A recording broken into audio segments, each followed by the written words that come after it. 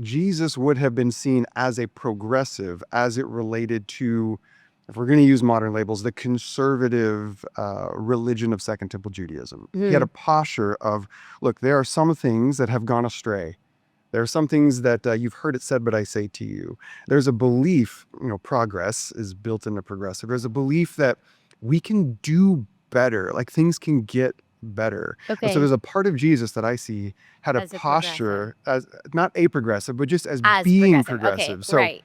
thoughts on that? Okay, so say every single person in this country believed that transgenderism was right, that homosexuality is right, something to be celebrated, believed in gay marriage, okay? Except for this one person.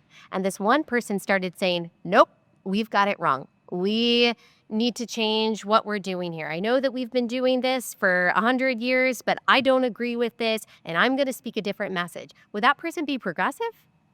Didn't hear your thoughts on Jesus So there. you are saying that I'm trying to understand your logic. You were saying because Jesus was saying something different than the Pharisees and the Sadducees, saying something different than the message that a lot of people heard at the time, that he was progressive.